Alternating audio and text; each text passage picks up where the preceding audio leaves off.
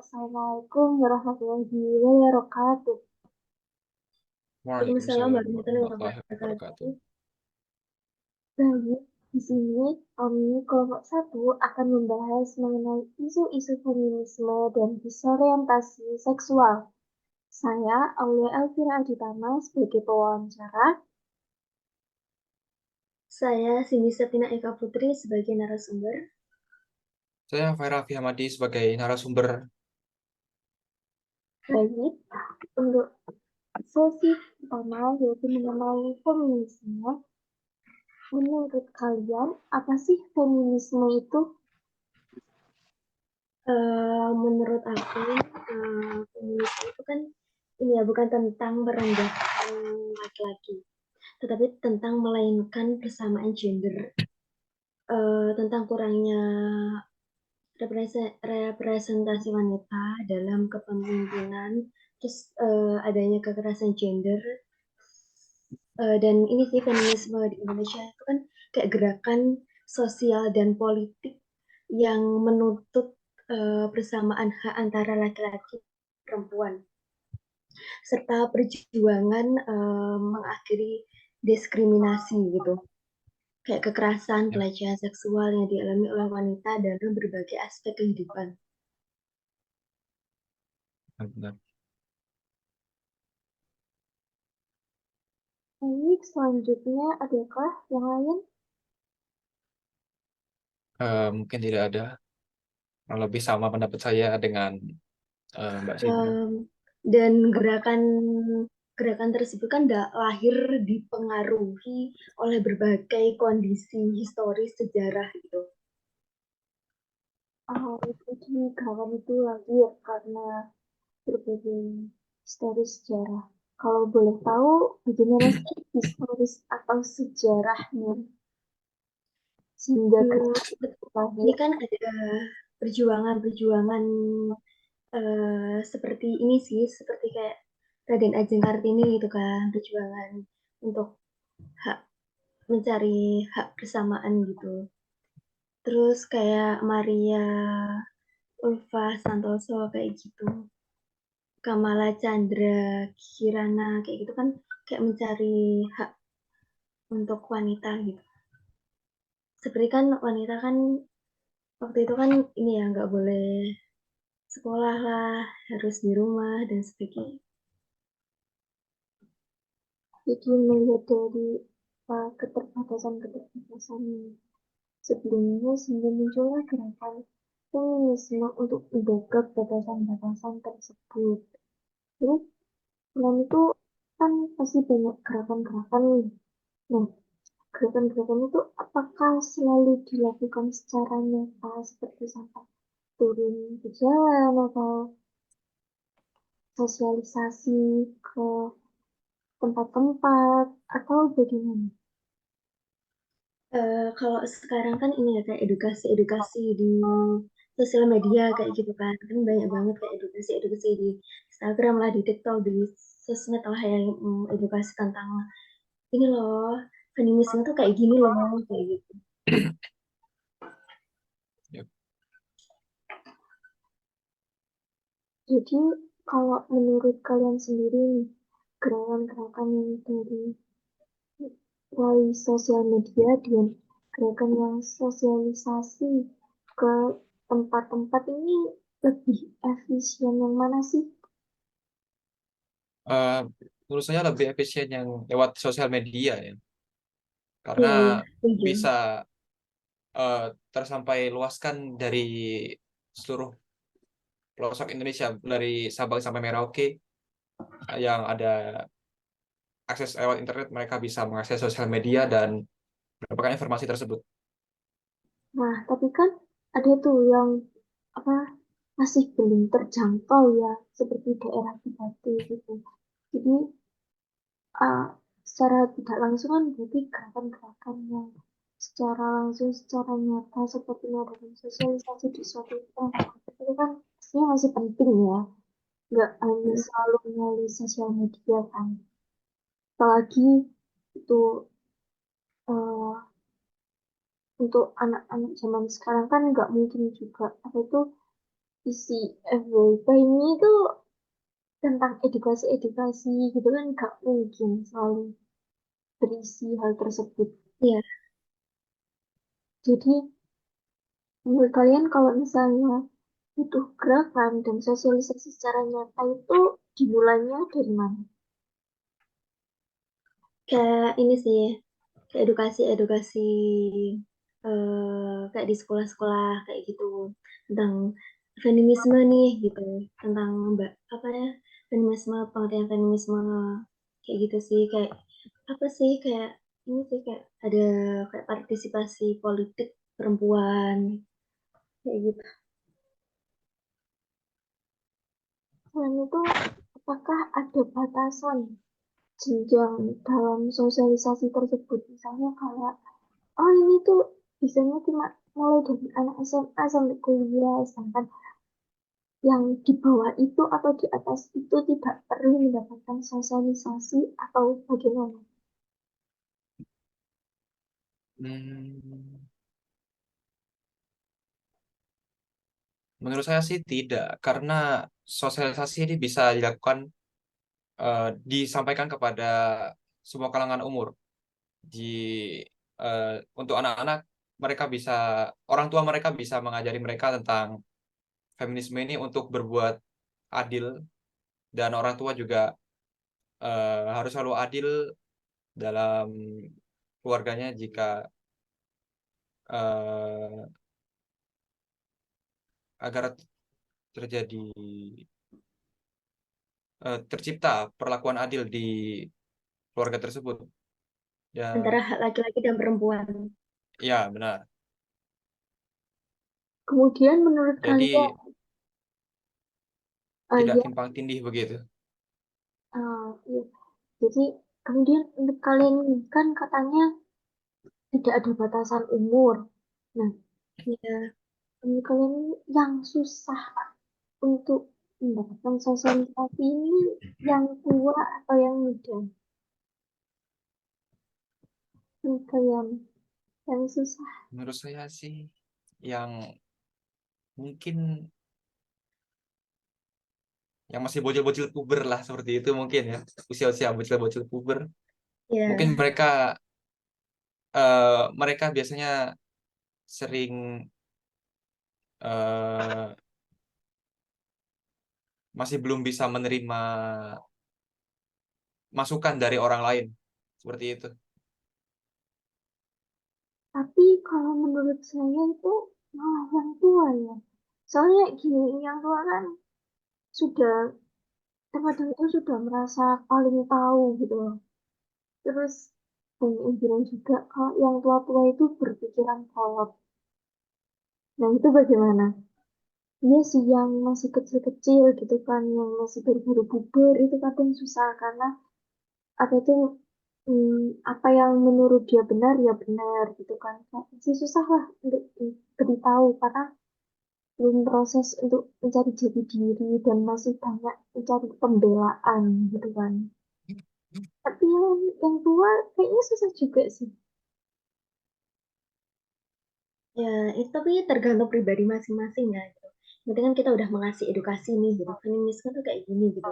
Ya kalau memang orang tuanya kayak masih ini sih kayak ini tuh nggak bener ya kayak kamu tuh sok tahu atau gimana kan biasanya orang tua kan kayak gitu kan kayak pengalamannya yang jauh lebih ini sih kayak kayak yang pihak tua tuh eh, kayak pengalamannya tuh lebih lebih tahu lah daripada yang muda gini nih pasti kayak gitu orang tua. Tapi kan tergantung pribadi masing-masing yang penting kita udah kasih edukasi tentang feminisme itu gitu.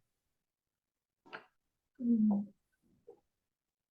Lalu itu kayak aslinya kan nggak mungkin kan sosialisasi itu di kota-kota besar saja. Pastinya di kota-kota kecil bahkan di desa-desa juga diperlukan. Loh, menurut kalian kalau bagaimana sih cara untuk mensosialisasikannya? Misalnya kalau di kota itu bagaimana, di desa bagaimana? Kami kan nggak mungkin apa itu uh, diberi perlakuan yang sama. Secara kultur mereka saja itu sudah berbeda.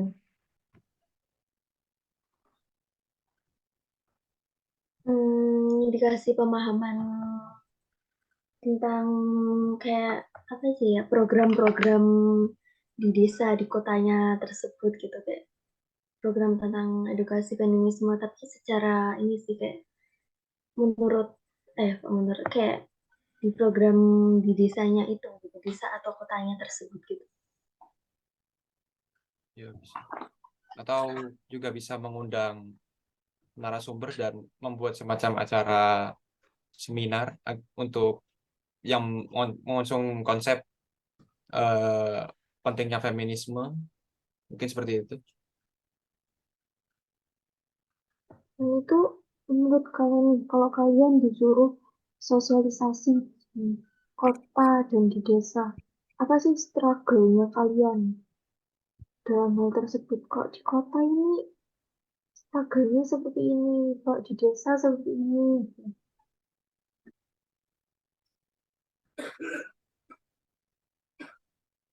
Hmm. Mungkin kalau di kota, kemungkinan biaya yang dikeluarkan akan lebih mahal dibandingkan dengan di desa. Yang kalau di desa, yang struggle itu adalah biasanya medan yang dilalui untuk datang ke tempat tersebut. Biasanya seperti itu. Dan itu adakah kesulitan-kesulitan yang lain?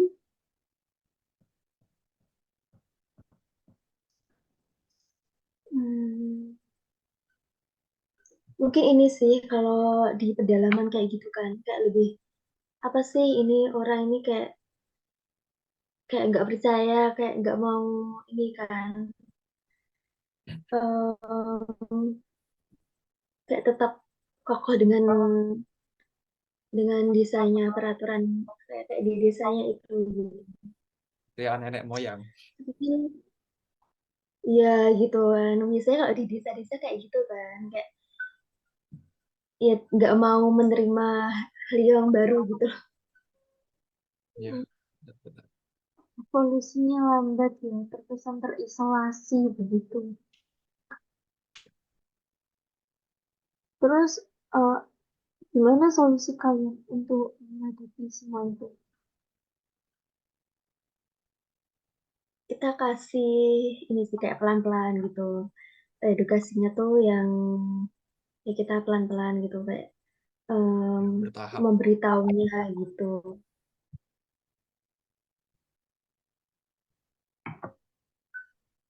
Baik, selain itu eh, kan pastinya ada isu-isu beberapa tahun terakhir ini mengenai feminisme.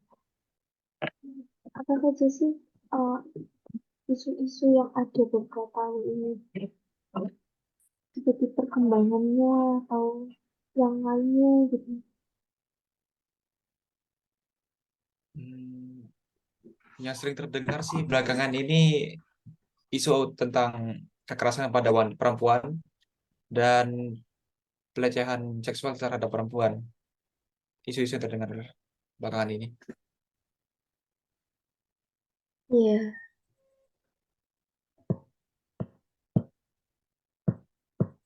Menurut kalian mengenai kekerasan dan pelecehan ini, apakah hanya karena eh, perbedaannya antara perempuan dan laki-laki? Kalau perempuan biasanya kan dianggap lemah gitu kan, dan laki-laki itu lebih kuat, atau adakah hal lain yang mendorong terjadinya kekerasan dan pelecehan seksual? iya sih kayak kan secara fisik kan pasti lebih laki-laki kan. Terus pasti ya si laki-laki pasti akan eh, melakukan kayak kekerasan seksual atau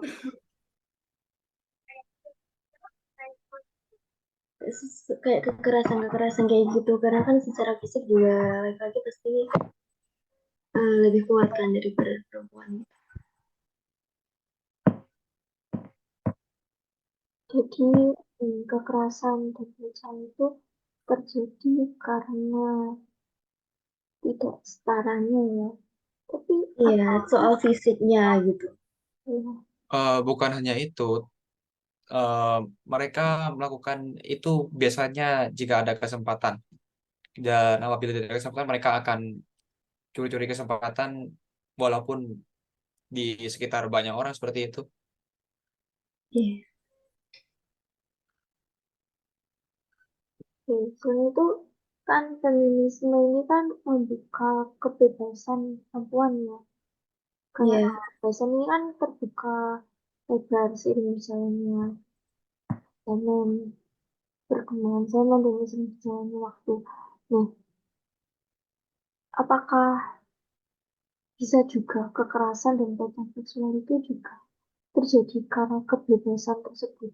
Jadi, seperti kebebasan yang telah didapatkan itu seperti disalahgunakan.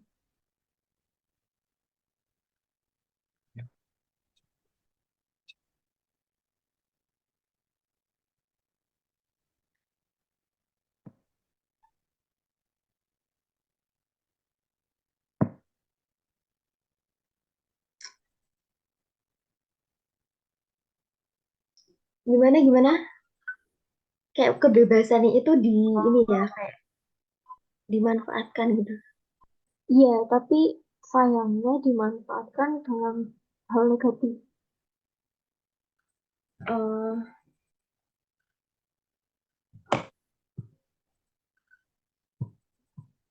Bebas. Soalnya gini kan, selama ini kan perempuan kan seperti selalu dijaga. Dan jadi kalau feminisme ini mengusung kebebasan, jadinya kan kayak saya juga berpikiran negatif juga kan. Bahkan mungkin ada juga yang menyalahgunakan kebebasan tersebut. Jadi stigma-stigma negatif itu bermunculan.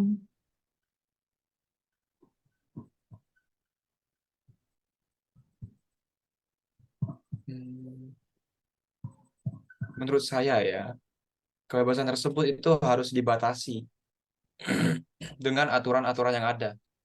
Jadi mereka tidak bisa sepenuhnya semena-mena. bebas, iya semena-mena. Jadi harus ada aturan yang membackup mereka agar tidak terjerumus ke arah negatif. Ada peraturan-peraturan yang ditetapkan gitu. Ya. Jadi walaupun mendapatkan kebebasan tetap ada batasannya ya, bukan yang benar-benar Bukan full bebas. kebebasan gitu. Ada Hmm. batasan, ada peraturan yang ditetapkan. Kemudian kan mengenai feminisme ini sudah termasuk luas lah gerakan-gerakannya, pemahamannya.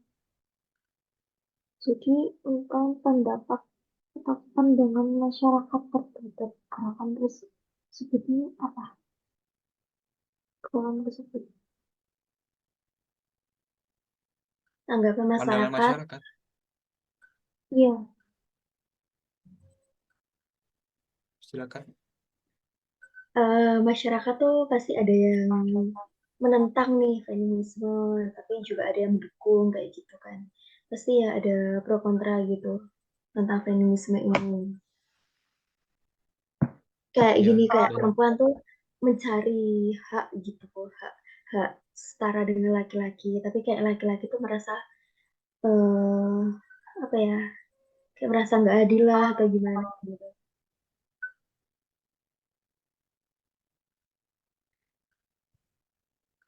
nah kan ada pro dan kontranya. Bisa dong kasih tahu atau dijelaskan gitu pro-nya ini apa, bagaimana, terus kontranya bagaimana. Kan nggak mungkin kalau cuma sekedar yang laki-laki ada yang seperti merasa tidak terima atau yang lain gitu.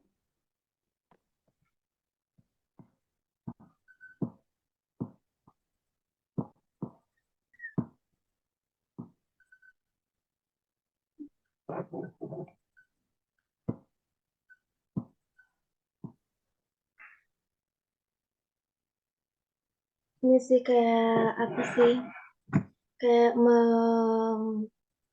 membuat laki-laki tuh kayak menyadari bahwa kita tuh bukan penguasa dalam patriarki gitu kayak, melainkan juga adalah laki-laki tuh kayak menyadari bahwa ini tuh kayak pembebasan terhadap perempuan gitu, bukan berarti kayak harus setara dengan laki-laki kayak gitu. Jadi kayak butuh edukasi kayak gitu.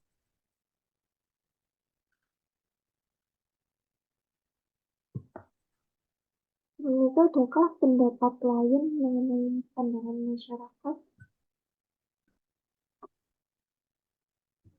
Pandangan masyarakat. Kayak Ya, gini, kayak feminisme itu kan tidak memiliki agenda untuk menghilangkan status laki-laki gitu. Kayak tetapi itu untuk membebaskan laki-laki juga gitu.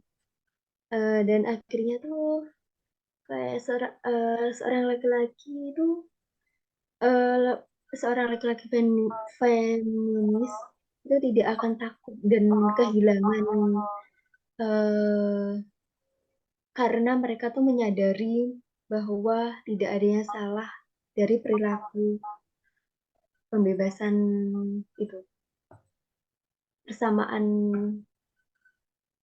hak.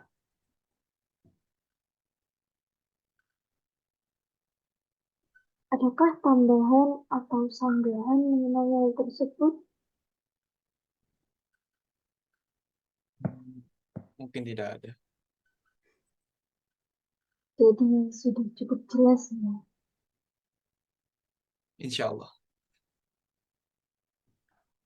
Nah, selain itu kan pandangan masyarakat kan eh, ada yang pro dan kontra. Ini di sisi lain, adakah fakta penting yang perlu masyarakat tahu mengenai gerakan atau isu feminisme?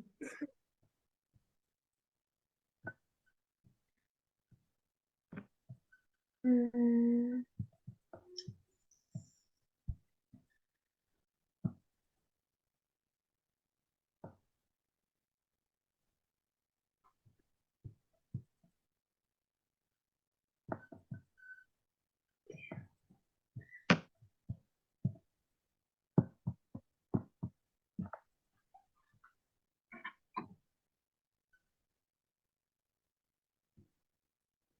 Adakah atau tidak ada? Bagaimana tadi pertanyaannya? Adakah fakta penting yang perlu diketahui masyarakat mengenai gerakan atau isu feminisme? Gerakan feminisme. Eh, Mungkin masyarakat harus mengetahui bahwa feminisme itu lebih dari sekedar emansipasi, atau emansipasi itu bisa dibilang eh, suatu hak yang telah direbut dari kita.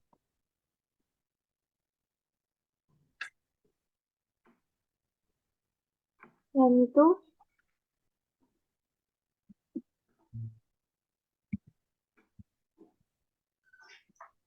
Mungkin cukup itu dari saya.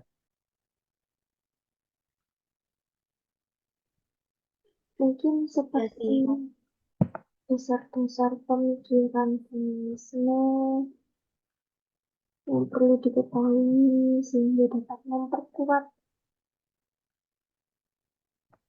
argumen atau gerakan feminisme itu.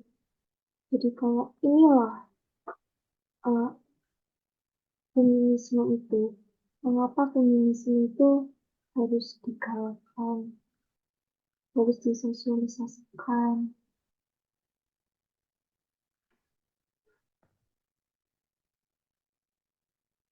Feminisme ini harus disosialisasikan dengan tujuan agar terciptanya perlakuan adil terhadap kaum perempuan.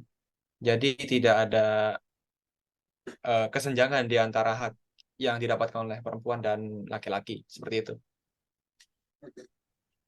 Bukan hanya keadilan untuk perempuan, tapi keadilan untuk seluruh manusia gitu. Ya, I see both of them. Kayak rasa empati dan kemanusiaan yang dimiliki manusia nih, gitu. Mendorong gerakan keadilan untuk sesama manusia dalam menciptakan eh, apa kayak hidup hidup yang di adil. lingkungan bermasyarakat kayak gitu. Hmm, Jadi gimana untuk masuk pertanyaan tadi?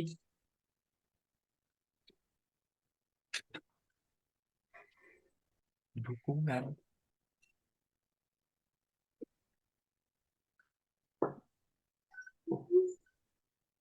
jadi kan apa kalau dilihat-lihat itu ternyata ada dukungan sosial terhadap LGBT dan feminisme. Nah, itu kalian tuh mengapa sih kok bisa sampai ada dukungan sosial terhadap feminisme dan LGBT itu? Mengapa?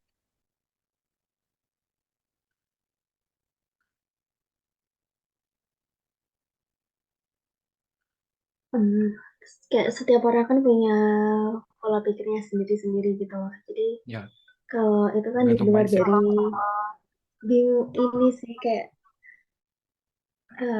pasti kan ada yang menentang, ada yang juga mendukung kayak gitu. Kalau aku sendiri kayak kurang setuju dengan dukungan-dukungan terhadap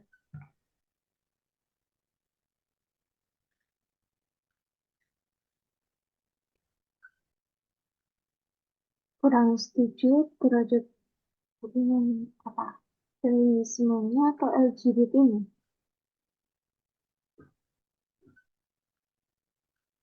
presiden kayak dukungan tentang feminisme apa LGBT-nya itu juga.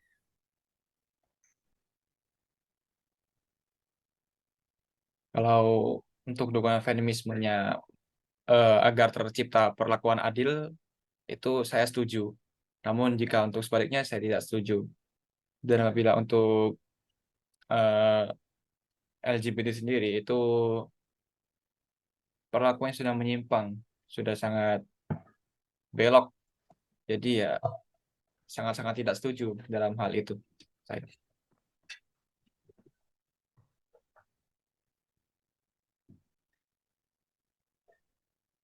Kemudian, bagaimana kontribusi dalam mengatasi problematika dari kedua hal tersebut?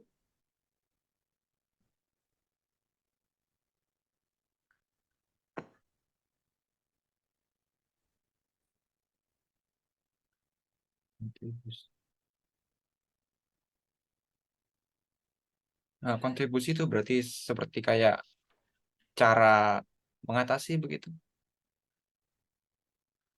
Ya, kurang lebih cara atau langkah-langkah dalam mengatasi problematika ini.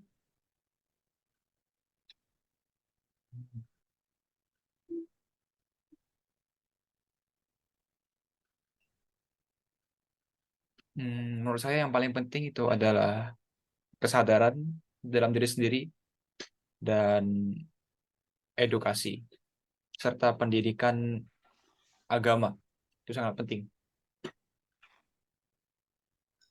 Kalau untuk LGBT-nya itu kayak edukasi ya tentang menyadarkan akan bahaya yang ditimbulkan dari perilaku tersebut gitu yang dapat merusak kemuliaan dan martabat manusia gitu dan resikonya kan juga dapat menimbulkan penyakit kayak gitu sih untuk LGBT edukasi-edukasi. Jadi, apakah menurut kalian pendidikan dan agama itu penting dalam hal ini? Iya, sangat penting. Karena menurut saya pendidikan dan agama itu bisa menjadi tameng dan tiang untuk menyadarkan kita dan mencegah kita eh, untuk menjadi belok atau menyimpang dan agar terciptanya perlakuan adil di masyarakat sekitar.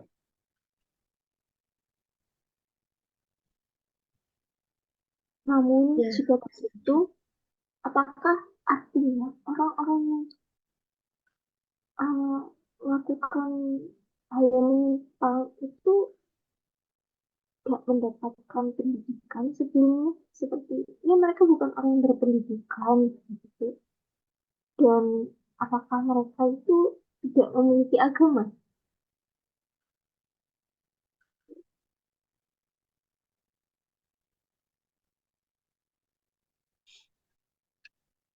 Hmm.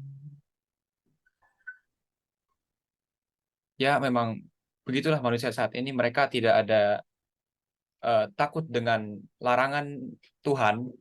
Ya, mereka selalu eh, selalu eh,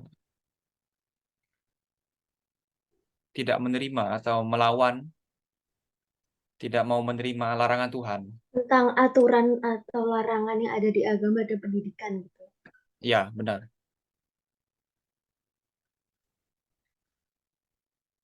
Menurut kalian sendiri itu apa sih yang menyebabkan terjadinya penyimpangan-penyimpangan tersebut?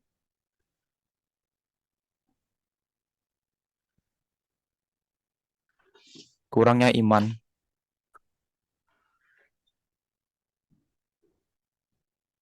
Kurangnya pengetahuan yang luas tentang LGBT, kurangnya wawasan.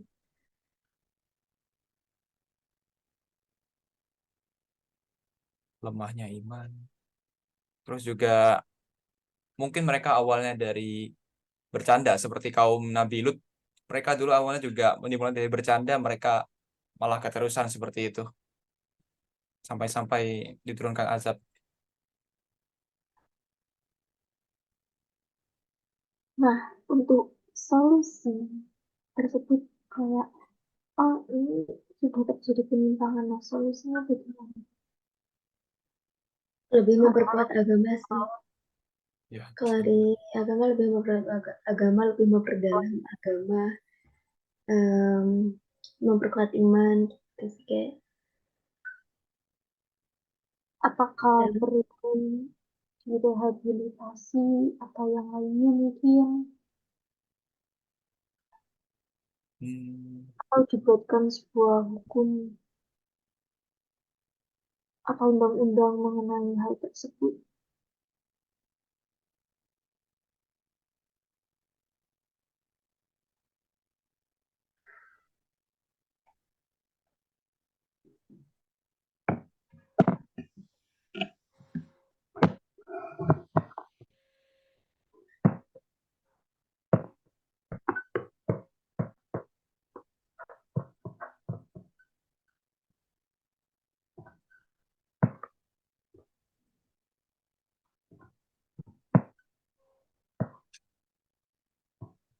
eh, kalau menurut saya proses rehabilitasi itu diperlukan eh, karena itu bisa mempercepat mereka untuk kembali ke jalan yang benar begitu. Jadi rehabilitasinya itu mereka bisa memperkuat keimanan mereka dan pendidikan mereka tentang buruknya penyimpangan tersebut.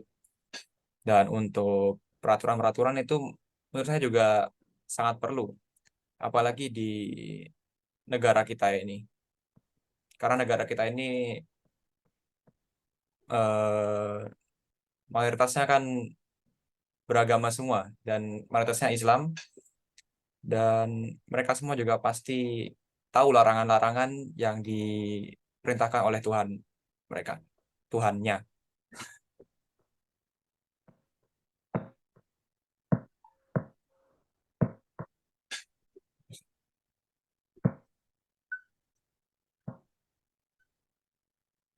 Nah, ini jika begitu, apakah ada tambahan lain? kalau untuk larangan atau pasal yang melarang itu sendiri tidak ada ya. Jadi menurut aku kayak lebih ke kayak aturan-aturan aja sih.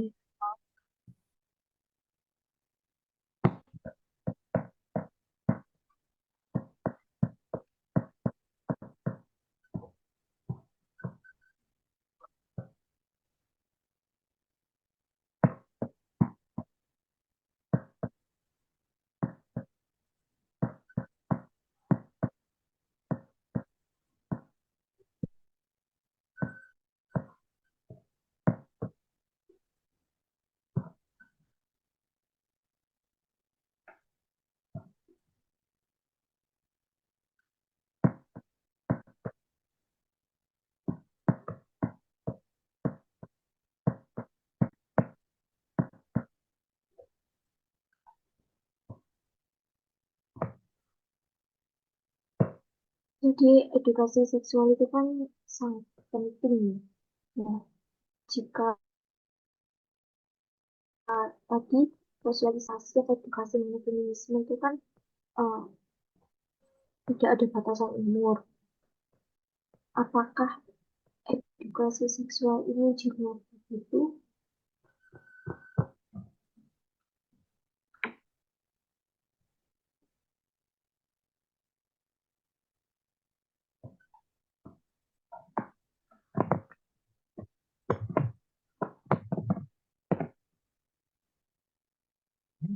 Iya,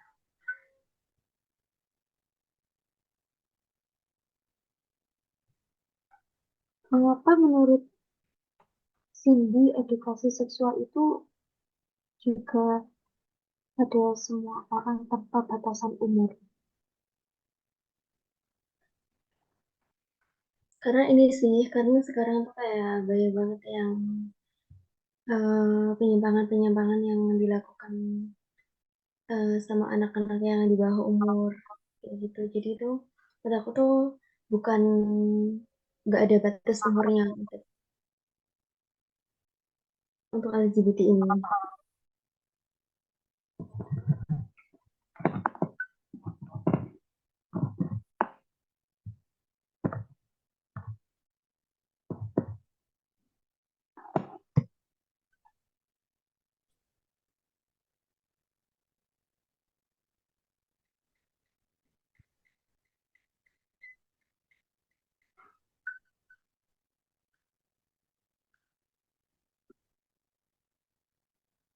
Hmm,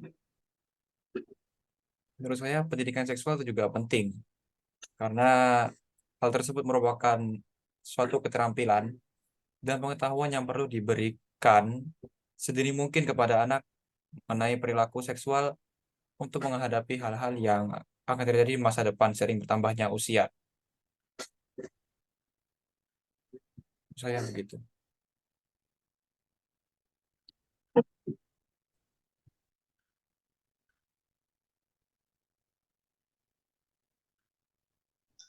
Nah, selain itu kan itu ya ada non-biner. Nah, kalau ini bagaimana mengenai non-biner?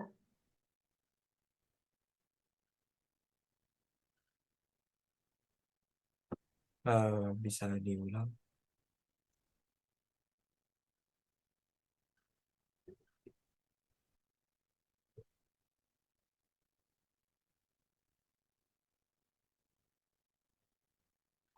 Bisa diulang pertanyaannya? Tidak begitu jelas suaranya. Kan ini juga terdapat kaum non-biner, itu eh, kelompok yang tidak lagi identifikasi sesuai gendernya dan dalih kesesuaian dengan konstitusi. Nah, itu bagaimana? Katanya juga non-biner ini dimasukkan dalam kelompok LGBT.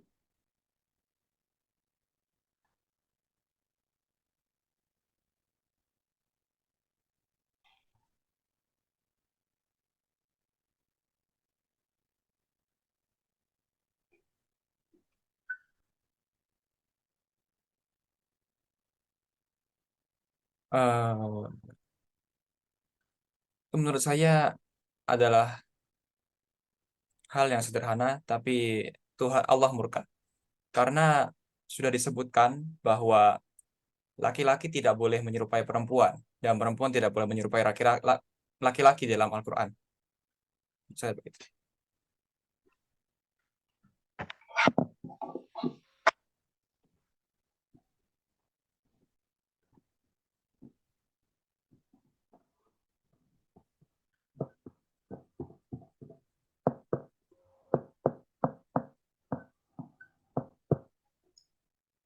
Dan LGBT sendiri itu kan kayak ini ya, karena faktor lingkungan, faktor keluarga, juga ada yang faktor genetik kayak gitu kan. Jadi menurut aku tuh kayak dikasih pemahaman akan bahaya-bahaya gitu.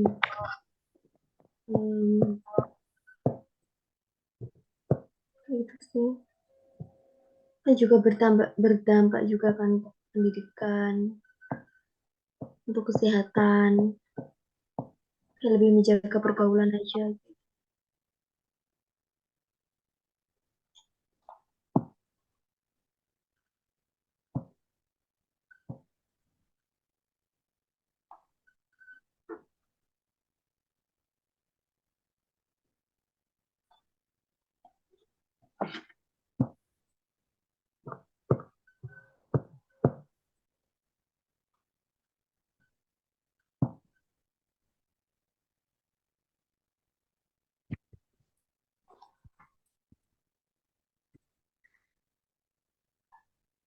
Kemudian kan ada yang mengatakan bahwa non-biner itu masuk ke dalam payung transgender.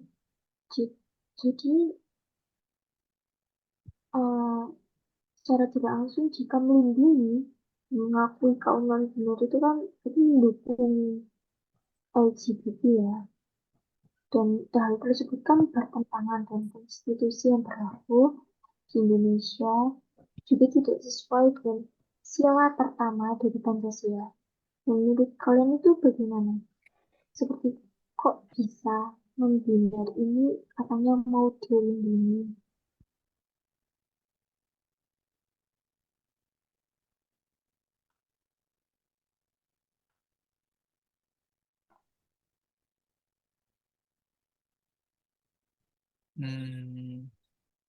Menurut saya ya, karena di Indonesia itu sendiri merupakan negara yang sangat menjunjung tinggi tentang HAM.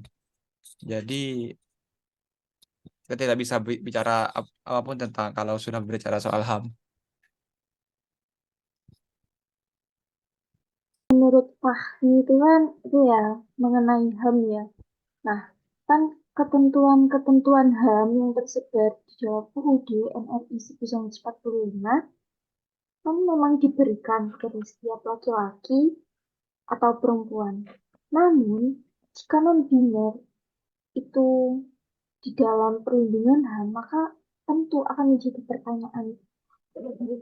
Apakah yang dimaksud adalah melindungi mereka, kaum LGBT yang telah melakukan penyimpangan?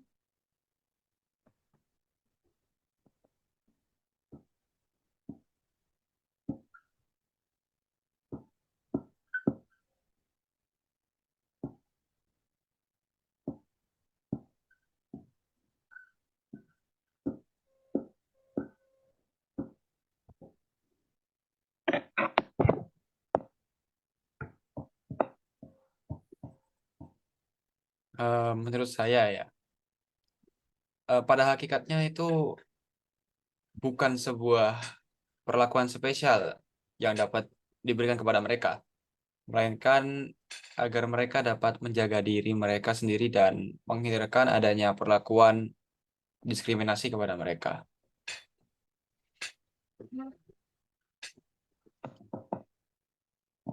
I think that's it.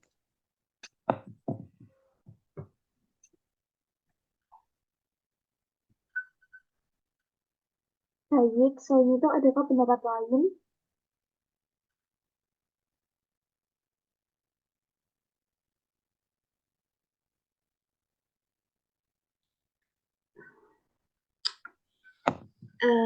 LGBT itu kan tidak sesuai kan dengan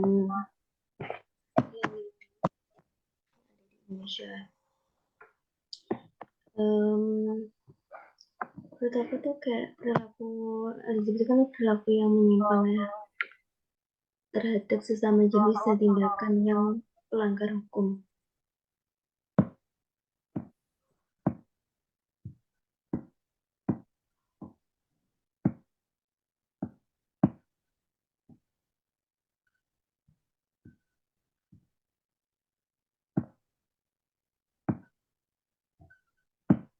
Jadi menurut Juli, apakah yang dimaksud itu melindungi mereka kaum LGBT yang telah melakukan penyimpangan?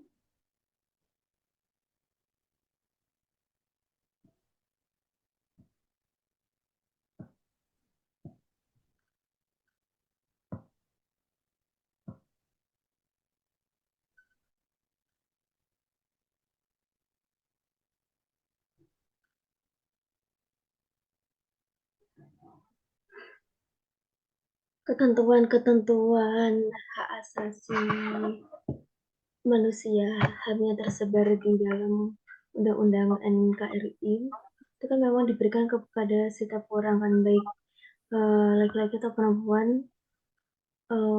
Perlindungan HAM akan menjadi pertanyaan kan untuk melindungi mereka yang melakukan penyimpangan.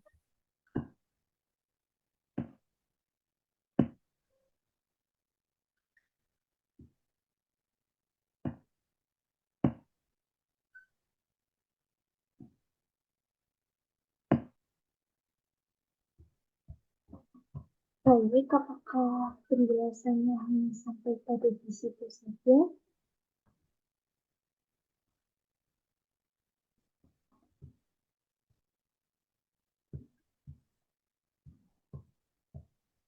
Apakah ada yang lain?